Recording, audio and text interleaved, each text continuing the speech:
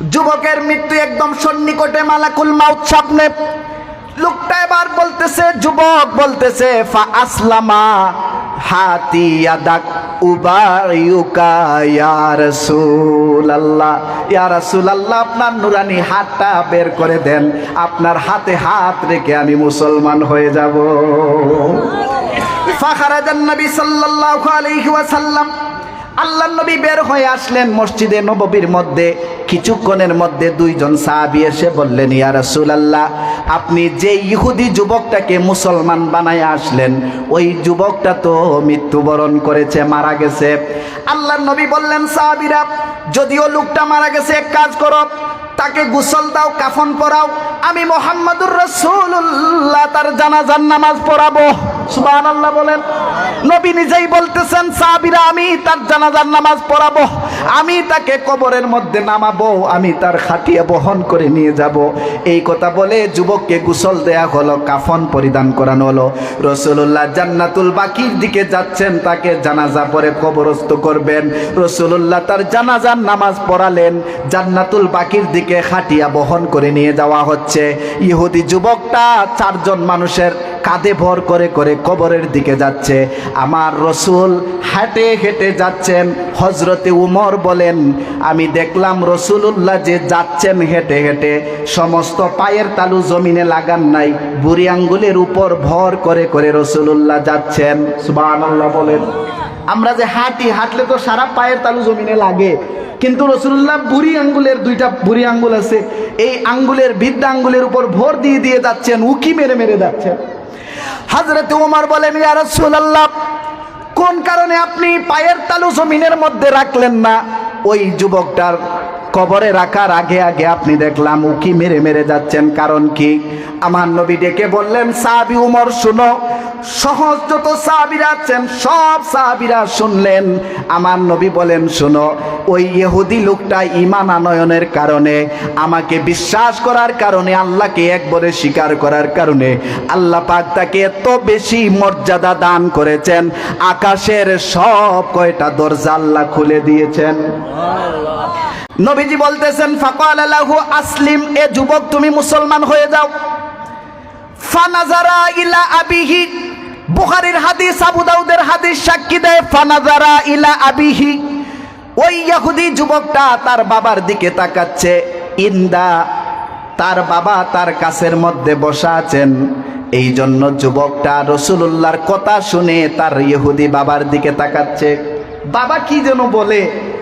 ফানাজারা ইলা মালাকুল মাউত, যুবকটা একবার উপরের দিকে তাকাচ্ছে, তাকিয়ে দেখে মালাকুল মাউত তার চোখের সামনে। কিছুক্ষণের মধ্যে তার জানটা কবজ হয়ে যাবে।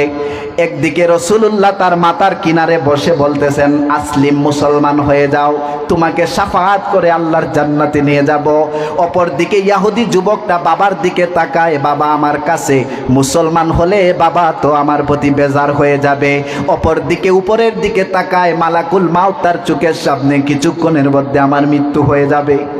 ইন দি মিন টাইমে ওই যুবকের বাবা বলে ফেলল, ফাকালা লাহু আতি আবাল কাসেম সাল্লাল্লাহু আলাইহি ওয়াসাল্লাম, অর্থাৎ আমার নবীর একটা কুনিয়ত নাম হলো আবুল কাসেম, আমার নবীকে অনুসরণ করো। এই ইহুদি বাবা বলে ফেললো, এ আমার সন্তান, আর দেরি করো না, তোমার মৃত্যু একবারেই সন্নিকটে, আর দেরি করো না। ফাকালা লাহু আতি আবুল কাসেম, তুমি আবুল কাসেম সাল্লাল্লাহু আলাইহি সাল্লামের কথা শুনে নাও। সুবহানাল্লাহ বলেন, আল্লাহু আকবার। তুমি মুহাম্মাদুর রাসূলুল্লাহর কথা শুনো। তাহলে আমার রাসূল কি বলেছিলেন? ফা আসলিম, মুসলমান হও। তাহলে লোকটা এখন কি হতে যাবে? মুসলমান হতে যাবে। ইন্নাল্লাহা ওয়া মালাইকাতাহু ইউসাল্লুনা আলান নবী ইয়া আইয়ুহাল্লাযীনা আমানু সাল্লু আলাইহি ওয়া সাল্লিমু তাসলিমা। বালাগাল উলা বিকামালিহি কাশাফাদ দুজা বিজামালিহি হাসনাত জামিউ খিসালিহি সাল্লু আলাইহি ওয়া আলিহি। আধ্যাত্মিক নগরী, অলিয়া উলিয়ার পূর্ণভূমি, সিলেটের দক্ষিণ সুরমায় অবস্থিত ঐতিহ্যবাহী দ্বীনি বিদ্যাপীঠ বড়ইখান্দি ইসলামিয়া ফাজিল মাদ্রাসার ৫৬তম বার্ষিক ওয়াজ মাহফিলের সম্মানিত সভাপতি সাহেব, প্রধান অতিথি, প্রধান বক্তা, এছাড়াও নসিহত পেশ করবেন উলামায়ে কেরাম, অত্র মাদ্রাসার সম্মানিত প্রিন্সিপাল মহোদয়, ভাইস প্রিন্সিপাল সহ সম্মানিত আসাতিজায়ে কেরামগণ, এছাড়াও রাহমানি ওয়া রাহিমাকুমুল্লাহ, সবটুকু শুকরিয়া আল্লাহ সুবহানাহু ওয়া তাআলার জন্য যে রব্বুল আলামিন আমাকে আপনাদেরকে এইরকম একটা জান্নাতি নুরানি ইরফানি বাগানে আসার বসার তৌফিক দান করলেন। আমরা সকলে পড়ি আলহামদুলিল্লাহ। অসংখ্য গণিত দুরুদ আর সালাম রাহমাতুল লিল আলামিন নবীর খেদমত মুবারকে, যার উম্মত আল্লাহ পাক আমাকে আপনাদেরকে কবুল করেছেন, এই জন্য আরেকটি বার শুকরিয়া আদায় করি আলহামদুলিল্লাহ। সময় সংক্ষিপ্ততার কারণে ডানে বামে না গিয়ে আমি মূল আলোচনায় ঢুকে যাচ্ছি। আমি কুরআনুল কারীমের ৩০তম পারা সূরাতুল আসর তিলাওয়াত করেছি। সময় স্বল্পতা যেহেতু এবং সূরাতুল আসরের সম্পূর্ণ তাফসীর শেষ করা যাবে না, তবে আমাদের মৌলিক কিছু বিষয় এই সূরা থেকে জানব। সূরাটি নাজিল হয়েছে, মুকাতিল, মুজাহিদ, কাতাদা প্রমুখ বলেছেন এটা মদিনা মনোয়ারায় নাজিল হয়েছে। আল্লাহর নবীর আপন চাচাতো ভাই রাইসুল মুফাসসিরিন আল্লামা আব্দুল্লাহ ইবনে আব্বাস রাদিয়াল্লাহু তাআলা আনহু বলেন, এই সূরাটা মক্কা মুকাররমায় নাজিল হয়েছে। ৩টি আয়াত আছে। বিসমিল্লাহর বা থেকে শুরু করে মিনাল জিন্নাতি ওয়ান নাসের সিন পর্যন্ত আল্লাহ পাক যা কিছু বলেছেন, যা কিছু করতে বলেছেন, ধরতে বলেছেন, চাপতে বলেছেন, কেউ যদি এই সূরাতুল আসরকে ভালোভাবে বুঝে ফেলে তাহলে তার জন্য সমস্ত কুরআন শিক্ষা হয়ে যাবে। সুবহানাল্লাহ। শুধু তাই নয়, এই সূরার এত মর্যাদা, এই সূরার এত বেশি মর্যাদা, ইমামে শাফি রহমতুল্লাহ আলাইহি বলেন, ইজাল তাকা রাজুলানে মিন আসহাবি রাসূলিল্লাহি সাল্লাল্লাহু আলাইহি ওয়াসাল্লাম লাম ইয়াতাফাররাক হাত্তা তাকরা সূরাতুল আসর। এটা এমন একটি সূরা, নবীজির দুইজন সাহাবী যখন একত্রিত হতেন, একজন অপরজনকে ছেড়ে যাবার আগে, পার্থক্য হওয়ার আগে এই সূরাটি একজন আরেকজনকে শুনিয়ে দিতেন। সুবহানাল্লাহ। তার মানে এই সূরার মর্যাদা অনেক বেশি। এই সূরার শুরুতে আল্লাহ পাক বললেন ওয়াল আসর। ওয়াও ওয়াওয়ে কাসমিয়া, কসম অর্থে ব্যবহৃত হয়। আসরের ব্যাখ্যা এনেছেন, কেউ বলেছেন এটা সময়, কেউ বলেছেন যুগ। বুখারী শরীফের শেষ দিকে কিছু শব্দ আনা হয় যার অর্থ এইভাবে দেয়া হয়েছে, ওয়াল আস আয় কাসমুদ্দাহর। এই আসরের অর্থ হচ্ছে যুগের কসম করেছেন আল্লাহ। সুবহানাল্লাহ। সময়ের কসম, যুগের কসম আল্লাহ করেছেন। কিন্তু আমরা দেখি অনেক সময় আমরা যুগকে গালি দেই, আমরা বলি সময় ভালো যাচ্ছে না, একথা বলা যাবে না, এটা শিরকে খফির অন্তর্ভুক্ত হয়। মানুষ বলে কেমন সময় যাচ্ছে, যে সময় ভালো যাচ্ছে না। অথচ সহিহুল বুখারীর হাদিস স্পষ্ট করে আল্লাহর রাসূল বলেছেন, লা তাসুব্বুদ দাহরা ফা ইন্নাল্লাহা হুয়াদ দাহর। তোমরা যুগকে গালি দিও না, কারণ যুগের পরিচালনাকারী আল্লাহ। এই হাদিসের ব্যাখ্যায় আল্লামা বদরুদ্দিন আইনি উমদাতুল কারি শরহু সহিহুল বুখারীর মধ্যে স্পষ্ট করে তিনি লিখেছেন, লা তাসুব্বুদ দাহরা আয় হুয়া মুকাল্লাবুদ দাহর। যেহেতু আল্লাহ যুগের সময়ের পরিবর্তনকারী, এই জন্য যুগকে, সময়কে গালি দেয়া যাবে না।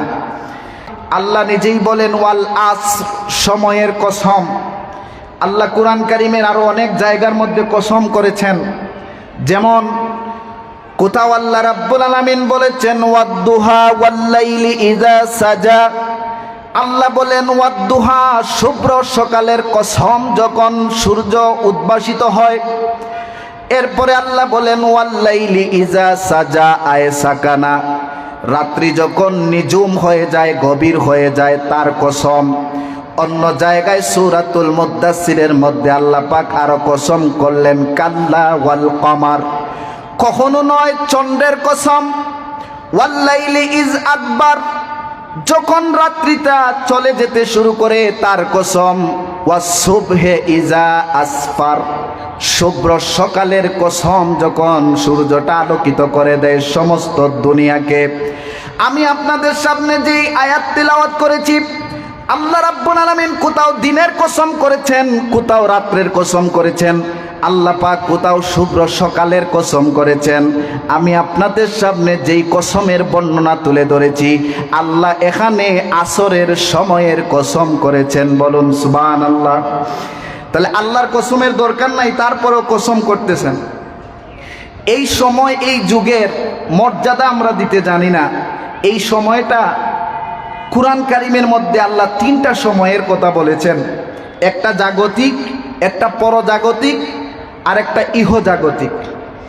বিজ্ঞান আজকের গবেষণা করে দেখেছে, আমরা যা কিছুই করি না কেন, বিজ্ঞান একজন মানুষকে নিয়ে গবেষণা করেছে। তাকে যদি এই জগৎ থেকে অন্য কোনো গ্রহে পাঠাইয়া দেয়া হয়, একটা চুঙ্গার মধ্যে পড়ে বা খুব দ্রুত যান যেটা সেকেন্ডে 9 কিলোমিটার যেতে পারে, ধরেন একটা রকেট, এটা তারা অন্য গ্রহে পাঠাইলে 2 বছর যদি সে সেখানে থাকে, 2 বছর থেকে এই জগতে আসলে দেখবে এই জগতের 200 বছর চলে গেছে। আলবার্ট আইনস্টাইন তার থিসিসের মধ্যে এই কথা বলে দিয়েছে যে যদি কাউকে অন্য গ্রহে পাঠানো হয়, চন্দ্র হোক, সূর্য হোক, মঙ্গল গ্রহ হোক, নেপচুন, প্লেটো, যা কিছুই আছে, পাঠালে আপনি 2 বছর থাকবেন, দুনিয়াতে আসলে 200 বছর চলে যাবে। কিন্তু 1500 বছর আগে আল্লাহ পাক কুরআন কারীমের মধ্যে জানিয়ে দিলেন 50 আলফা সানা মিম্মা তাউদ্দুন। এ দুনিয়ার বান্দারা শোনো, তোমরা যে গণনা করো দুনিয়ার 1 দিন, 2 দিন, 1 মাস, 1 বছর, কিন্তু আল্লাহ পাক বলেন সময় এইভাবে গণনা করা যায় না। আল্লাহ রাব্বুল আলামিন সময়কে এইভাবে নির্ধারণ করেছেন, তোমরা যে দুনিয়ার বুকে সময় গণনা করো, এর 50,000 বছরের সমান হাসরের একদিন হয়ে যাবে। সুবহান। হাসর ময়দানের একদিন দুনিয়ার 50,000 বছরের সমান। বিজ্ঞান যেই জায়গার মধ্যে স্থির হয়ে যায়, ওই জায়গা থেকে আল্লাহর কোরআন সাক্ষ্য দেয়, আল্লাহর কোরআনের আওয়াজ শুরু হয়ে গেল। আল্লাহ বলেন তোমরা তো মনে করো দুনিয়াতে 1 দিন, 2 দিন, 1 বছর, 2 বছর এইভাবে গণনা করো। না, এইভাবে নয়। আমি আল্লাহ সময়ের কসম করে সময়ের বর্ণনা দিলাম, এইভাবে সময়ের বর্ণনা দিলাম। শোনো, দুনিয়ার 50,000 বছরের সমান আল্লাহ রাব্বুল আলামিন হাসরের ময়দানের একদিন কায়েম করবেন। এবার প্রশ্ন জাগতে পারে, মুমিন মুসলমান এই 50,000 বছরের সমান একদিন হাসরে কেমনে থাকবেন? সুবহানাল্লাহ বলেন। কেমনে থাকবেন মুমিন মুসলমান ইমানদারের? তো কষ্ট হবে।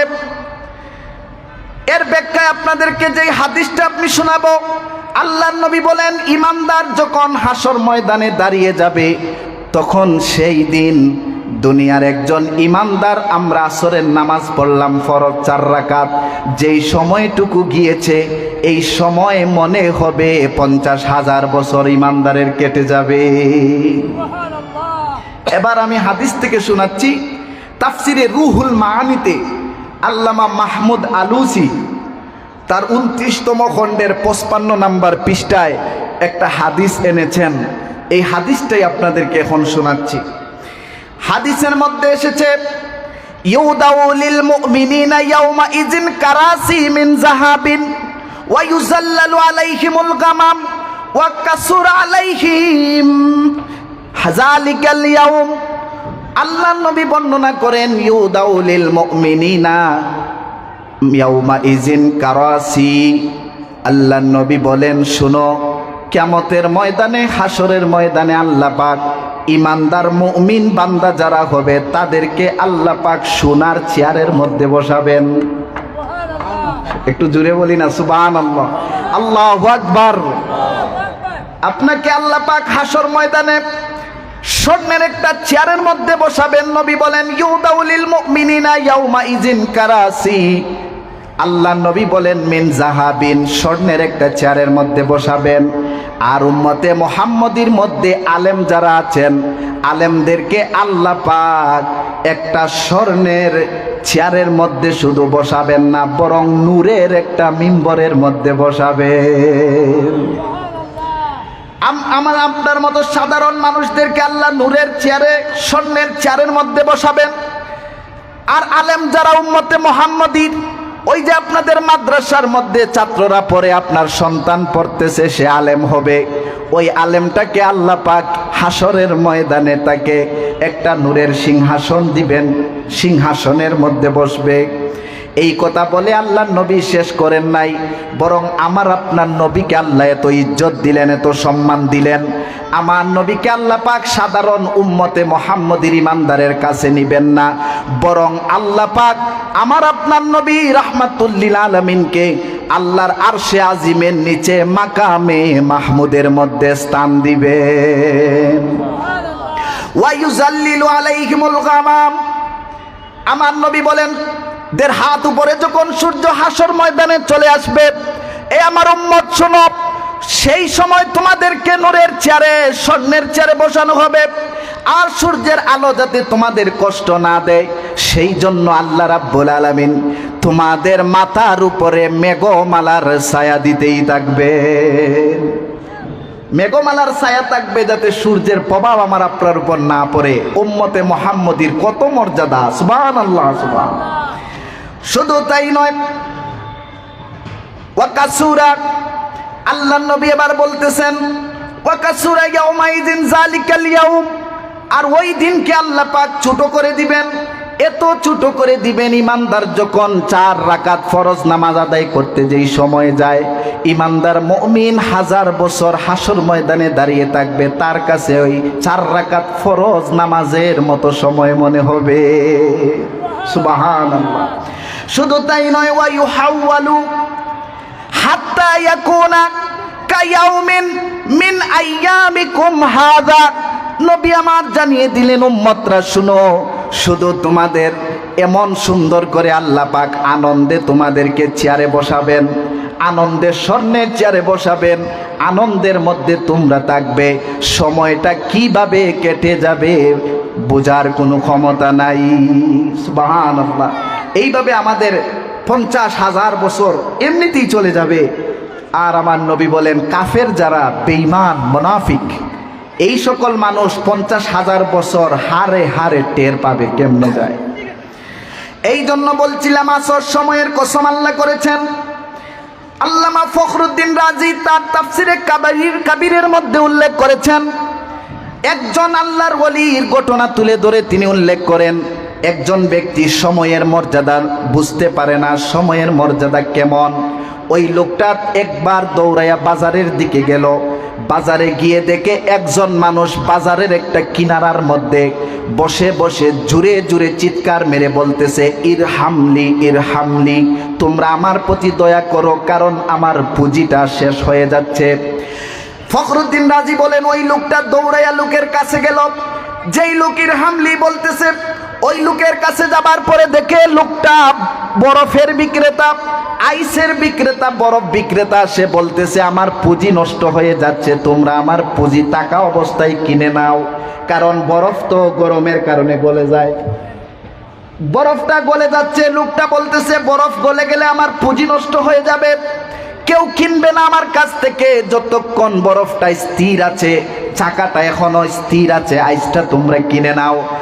তখন ওই লোকটা বলল, যেই মুহূর্তে আমি দেখলাম ওই লোকটা ইরহামলি বলে চিৎকার মারতেছে, সঙ্গে সঙ্গে আমার মনে হয়ে গেল সময়ের কত মর্যাদা আমি বুঝতে আর বাকি নাই। এবার মুফাসসিরিনে কেরাম বলেন, আমি খুব তাড়াতাড়ি কথাগুলো বলতেছি যাতে সময়ের ভিতরে আমি কিছুটা হলেও আপনাদেরকে বুঝাতে পারি।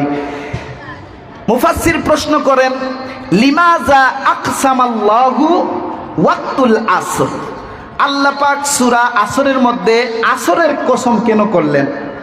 এর জবাবে মুফাসসির লিখতেছেন, সূর্য যেইভাবে আসরের পরে পশ্চিম আকাশে ডলে যায়, এই যে ডলে যাওয়ার পরে অস্ত যেতে যেভাবে সময় লাগে না, আপনার আমার জীবন নামক যেই সূর্যটা আছে এটাও অস্ত যেতে আর বেশি দিন বাকি নাই। যেইভাবে সূর্য অস্ত চলে যায়, আসরের ওয়াক্ত সময় কম, আমরা জীবন যেটা পেয়েছি এটারও সময় কম, বেশি দিন বাঁচার সুযোগ নাই।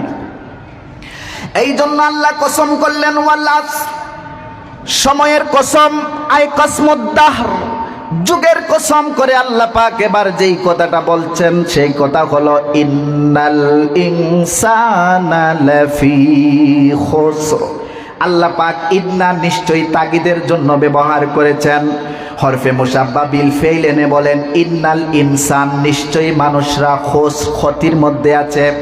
মুফাসসির ব্যাখ্যা করেন এখানে ক্ষতি বলতে আল ইনসানের যে লামটা আছে, মাদ্রাসা যেহেতু আলেমরা আছেন, মাদ্রাসার ছাত্র ভাইয়েরা আছেন, আপনারা শুনুন, এখানে লামটা ইস্তেগরাক কেউ বলেছেন, অর্থাৎ দুনিয়ার সব মানুষ ক্ষতির মধ্যে।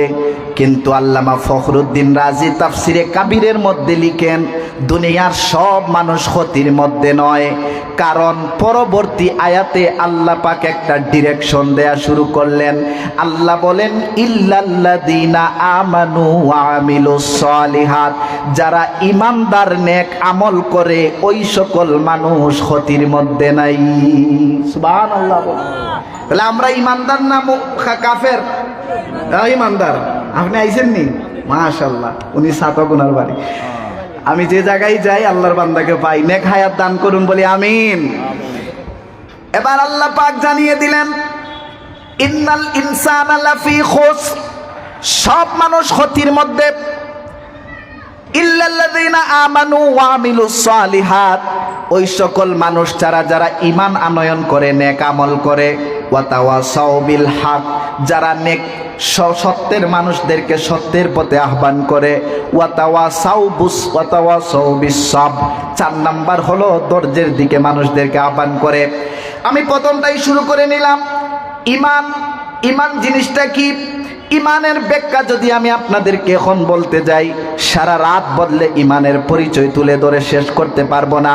এই জন্য বাবারা, আমার যুবক ভাইরা, আমি একজন মানুষের মহামনীষীর কথা আপনাদের সামনে তুলে ধরব, যার কথা শোনা মাত্রই আপনি বুঝতে পারবেন ঈমান জিনিসটা কি। ওই মানুষটা আর কেউ নয়, আমাদের মাযহাবের ইমাম, হানাফি মাযহাবের ইমাম, ইমামে আজম আবু হানিফা রহমাতুল্লাহ আলাইহি। তিনি ঈমানের ব্যাখ্যায় বলেছেন আল ঈমানু হুয়া মুজাররাদুন তাসদীকিন নবী মুহাম্মাদুর রাসূলুল্লাহ। সুবহানাল্লাহ বলেন, বলো আল্লাহু আকবার। একটু জোরে বলো না যুবক ভাই, আল্লাহু আকবার। ইমামে আজম আবু হানিফা বললেন আল ঈমানু হুয়া তাসদীকুন নবী সাল্লাল্লাহু আলাইহি সাল্লাম, ঈমান এমন একটা জিনিসের নাম, শুধুমাত্র মুহাম্মাদুর রাসূলুল্লাহ সাল্লাল্লাহু আলাইহি সাল্লামকে বিশ্বাস করার নাম ঈমান। সুবহানাল্লাহ। আল্লাহকে বিশ্বাস করার নাম ঈমান নয়, নবীকে বিশ্বাস করার নাম ঈমান। কিরকম একটা কথা হয়ে গেল? কারণ কোরআনে আল্লাহ পাক 4 থেকে 5টা সূরার ভিতরে আল্লাহ বলেছেন কাফেরদেরকে যদি আপনি নবী জিজ্ঞাসা করেন তাহলে কাফেররা বলবে, আপনি যদি বলেন ওয়ালা ইন সাআলতাহুম মান খালাকাস সামাওয়াতি ওয়াল আরদ, এই আসমান আর এই জমিনকে সৃষ্টি করেছে, অপকটে তারা জবাব দিবে আসমান জমিন সৃষ্টি করেছেন আমার আল্লাহ। কাফেররা বিশ্বাস করে আল্লাহকে, হিন্দুরা বিশ্বাস করে আল্লাহকে, তবে তারা 33 কোটি দেবতাকে মিলাইয়া ওসিলা দ্বারা তারা আল্লাহকে বিশ্বাস করে, কিন্তু নবীকে তারা বিশ্বাস করে না, নবীকে মানে না। এই জন্য আল্লাহ পাক সূরাতুল বাকারার 8 নম্বর আয়াত শুরুতেই বলে দিলেন ওয়া মিনান নাসি মান ইয়াকুলু আমান্না বিল্লাহি ওয়া বিল ইয়াউমিল আখির ওয়া মা হুম বিমুমিনিন। ইয়া রাসূলুল্লাহ, আপনার সামনে কাফেররা এসে বলবে, ইয়া মুহাম্মদ সাল্লাল্লাহু আলাইহি ওয়াসাল্লাম, আমরা ঈমান আনলাম আল্লাহর প্রতি, ঈমান আনলাম আখিরাতের প্রতি, এবার আপনি বলুন আমরা মুসলমান কিনা, মুমিন কিনা। আমার নবী শুধু বলতে যাবেন আল্লাহ বলেন তামো ইয়া রাসূলুল্লাহ, একটু জবানটাকে বন্ধ করো, আমি আল্লাহ এর উত্তর দিচ্ছি। ওয়ামা হুম বিমুমিনিন, তারা মুমিন হতে পারে নাই, কারণ আল্লাহকে মানছে, কিয়ামতকে মানছে, পরকালকে মানছে, মধ্যখানে আমার নবীকে ছেড়ে দিয়েছে, নবীকে মানে নাই, এই জন্য তারা ঈমানদার হতে পারে নাই। ঠিক কিনা বলেন? তাহলে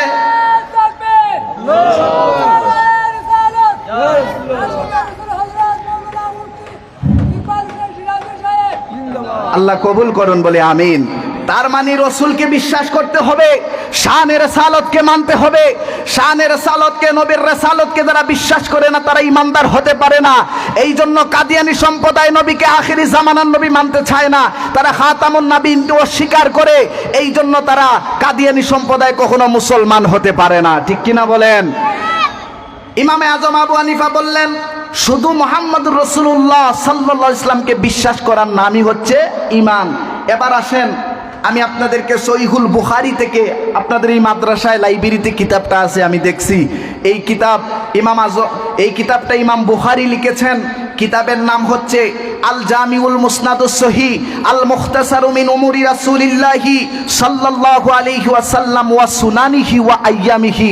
আবি আব্দুল্লাহ মুহাম্মদ ইবনে ইসমাইল আল বুখারী তিনি লিখেছেন, লম্বা একটা নাম। ওই কিতাবের মধ্যে তিনি 8 নাম্বার একটা বাব এনেছেন, 9 নাম্বার পৃষ্ঠা, মেইন কিতাব, বিশাল বড় একটা কিতাব, মাথায় নিয়ে আমরা ক্লাসে যেতাম যখন কামিলে পড়তাম। ওই কিতাবের মধ্যে তিনি একটা বাব এনেছেন, পরিচ্ছেদ এনেছেন, এনে বলতেছেন বাবু হুব্বুর রাসূল সাল্লাল্লাহু আলাইহি ওয়াসাল্লাম মিনাল ঈমান। শুধুমাত্র, কেবলমাত্র, একমাত্র মুহাম্মাদুর রাসূলুল্লাহকে ভালোবাসার নামই হচ্ছে ঈমান। জুড়ে বলেন না ভাই সুবহানাল্লাহ? বলি আল্লাহু আকবার। শুধুমাত্র ইমাম আজম আবু হানিফা বললেন নবীকে বিশ্বাস করার নামই ঈমান। আর ইমাম আজম আবু হানিফার পরে ইমাম বুখারী তিনি তার কিতাবের মধ্যে বাব, একটা পরিচ্ছেদ এনে অনেকগুলো হাদিস এনেছেন। তার মধ্যে বুখারী শরীফের 14 নম্বর হাদিস, যেই হাদিসের মধ্যে স্পষ্ট আমার নবী বলতেছেন লা ইউমিনু আহাদুকুম হাত্তা কুনা হাব্বা ইলাইহি মিন ওয়ালিদিহি ওয়া ওয়ালাদিহি ওয়ান নাসি আজমাইন। যতক্ষণ পর্যন্ত মা বাবা, ছেলে মেয়ে, পরিবার, স্ত্রী সহ প্রত্যেকের চাইতে নবীকে বেশি ভালো না বাসবেন ততক্ষণ ঈমানদার হওয়া যাবে না। সুবহানাল্লাহ বলেন সুবহানাল্লাহ। এই জন্য আমার নবী হলেন ঈমান। আমার নবীকে বিশ্বাস করার নামই হলো মুমিন। যারা বিশ্বাস করেছে তারা দুনিয়ার বুকে সাফল্য অর্জন করেছে, কিয়ামত ময়দানে তারা বেহিসাবে জান্নাতে যাবে। সুবহানাল্লাহ বলেন। আমরা ফার্স্ট চান্সে জান্নাতে যেতে চাই কি চাই না? প্রথম চান্সে, সুযোগে আমরা জান্নাতে যেতে চাই। আল্লাহ কবুল করুন, আমিন বলি আমিন।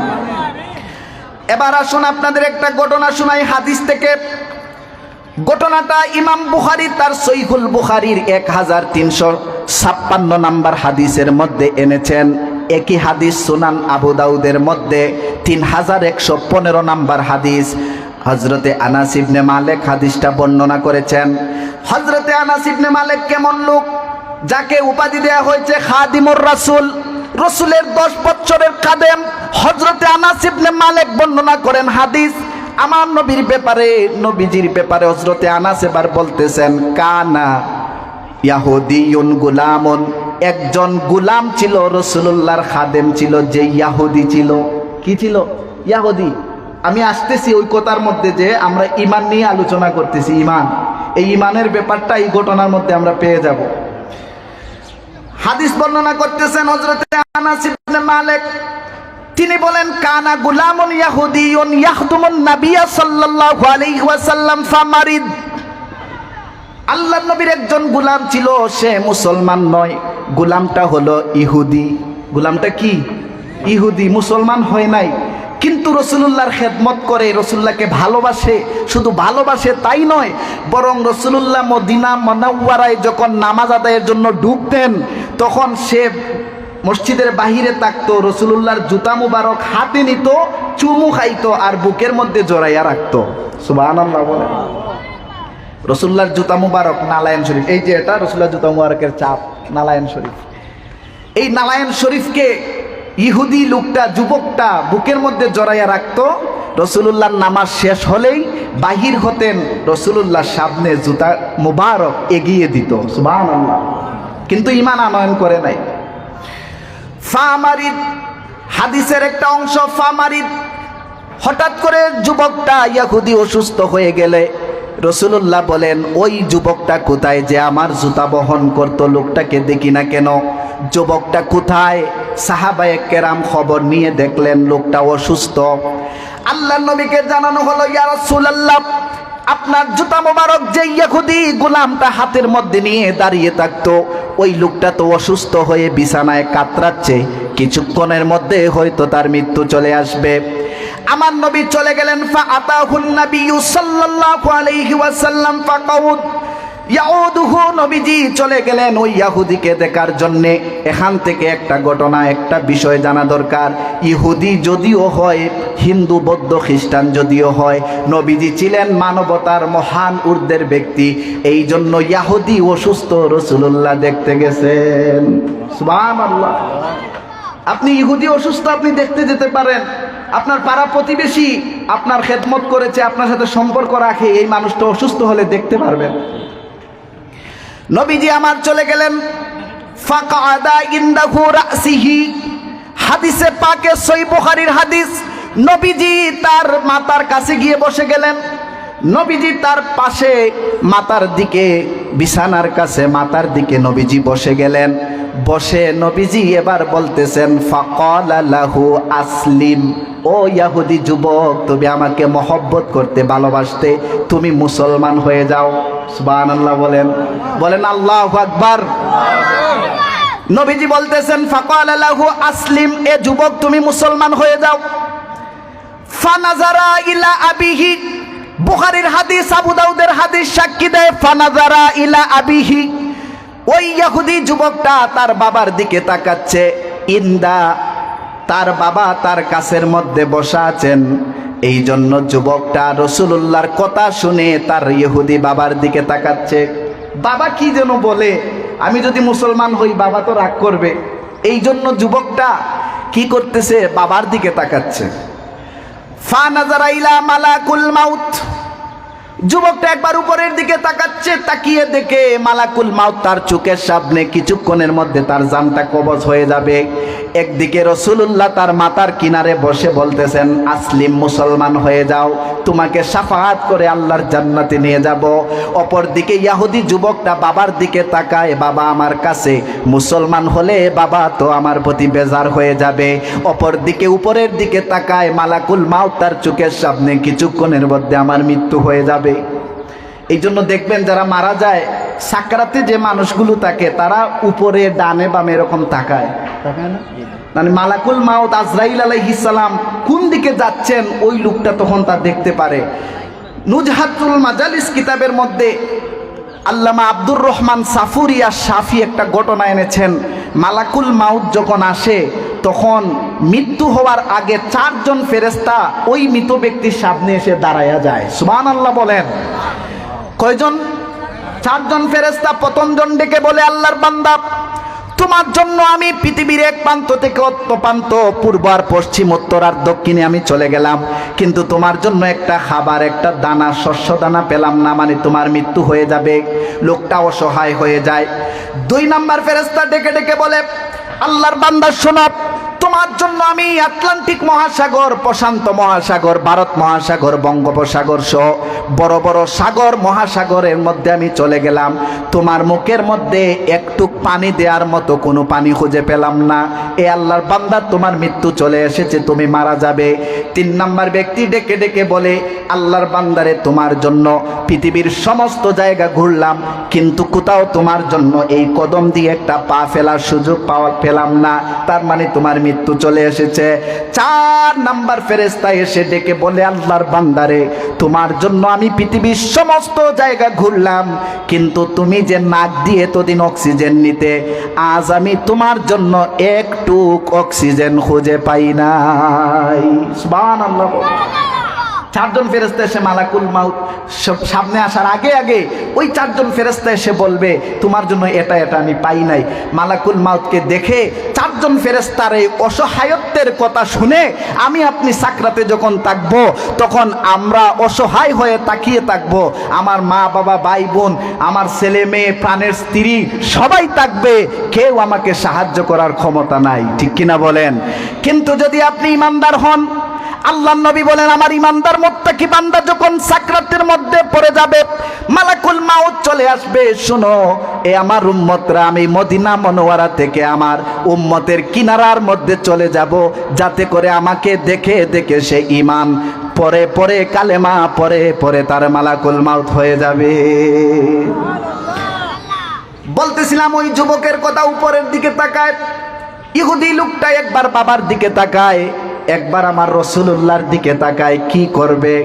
হঠাৎ করে ইন দি মিন টাইমে ওই যুবকের বাবা বলে ফেলল, ফাকালা লাহু আতি আবাল কাসেম সাল্লাল্লাহু আলাইহি ওয়াসাল্লাম, অর্থাৎ আমার নবীর একটা কুনিয়ত নাম হলো আবুল কাসেম, আমার নবীকে অনুসরণ করো।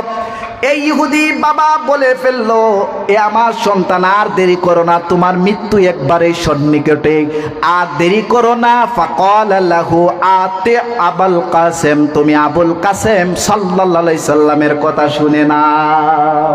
সুবহানাল্লাহ বলেন, আল্লাহু আকবার। তুমি মুহাম্মদুর রাসূলুল্লাহর কথা শোনো।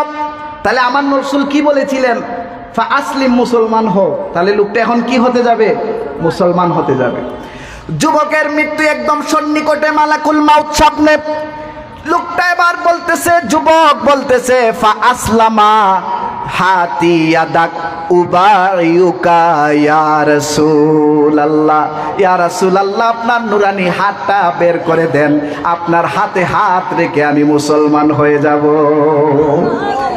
ফাখারাজান নবী সাল্লাল্লাহু আলাইহি ওয়াসাল্লাম, আল্লাহর নবী বের হয়ে আসলেন মসজিদে নববীর মধ্যে।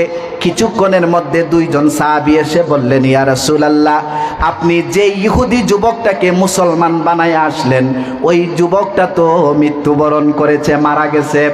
আল্লাহর নবী বললেন, সাহাবীরা যদিও লোকটা মারা গেছে, এক কাজ করো, তাকে গোসল দাও, কাফন পরাও, আমি মুহাম্মদুর রাসূলুল্লাহ তার জানাজার নামাজ পড়াবো। সুবহানাল্লাহ বলেন। নবী নিজেই বলতেছেন, সাহাবীরা আমি তার জানাজার নামাজ পড়াবো, আমি তাকে কবরের মধ্যে নামাবো, আমি তার খাটিয়া বহন করে নিয়ে যাব। এই কথা বলে যুবককে গোসল দেয়া হলো, কাফন পরিধান করানো হলো।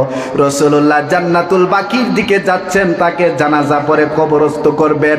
রাসূলুল্লাহ তার জানাজার নামাজ পড়ালেন, জান্নাতুল বাকির দিকে খাটিয়া বহন করে নিয়ে যাওয়া হচ্ছে। ইহুদি যুবকটা চারজন মানুষের কাঁধে ভর করে করে কবরের দিকে যাচ্ছে। আমার রাসূল হেঁটে হেঁটে যাচ্ছেন।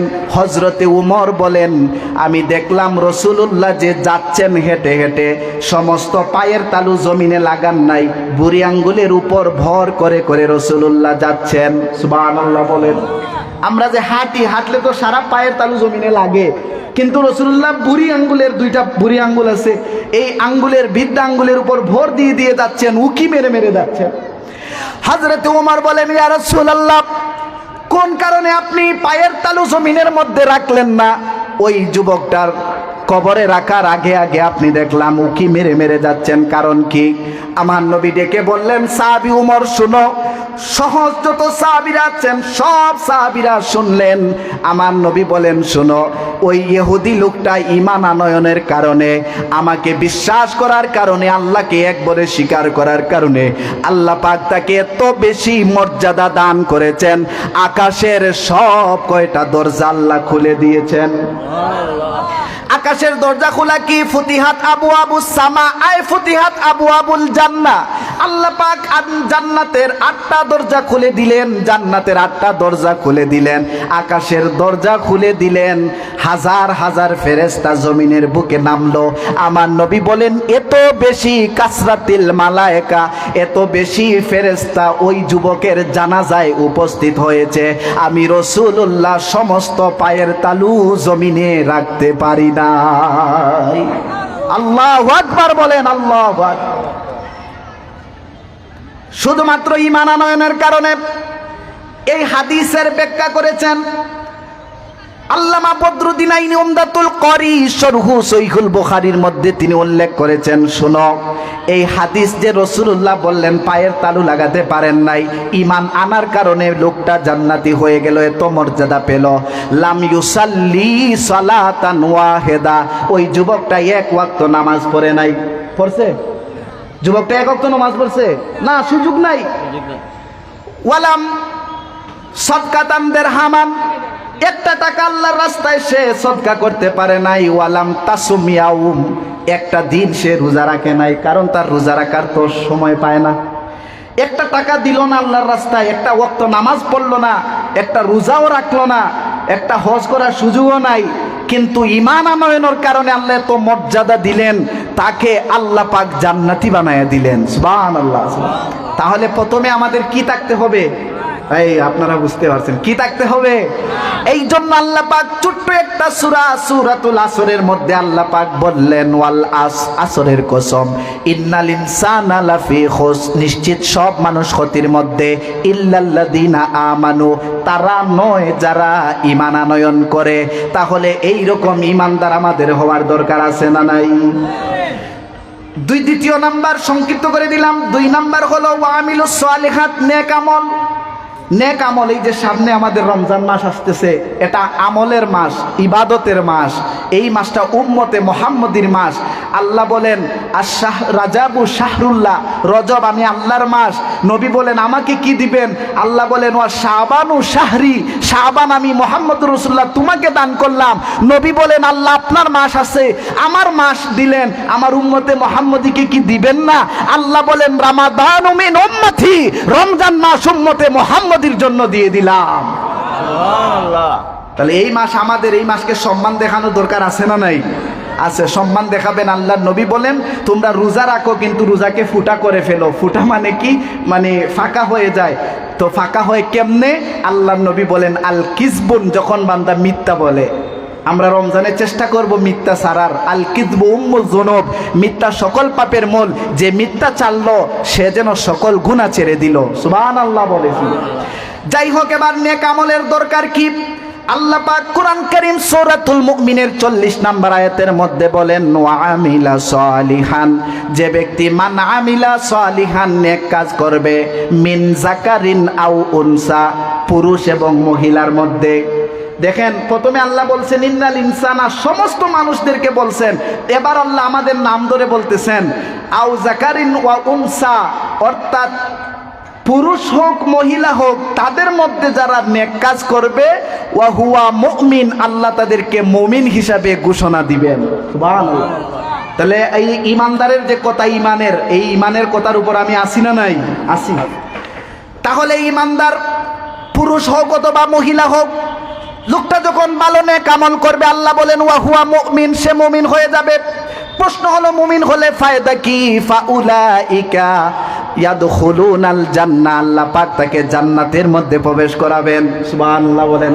আমরা জান্নাতে যেতে চাইনি? কারা কারা চাই? হাত তুলে আল্লাহকে দেখাই। নারে তাকবীর।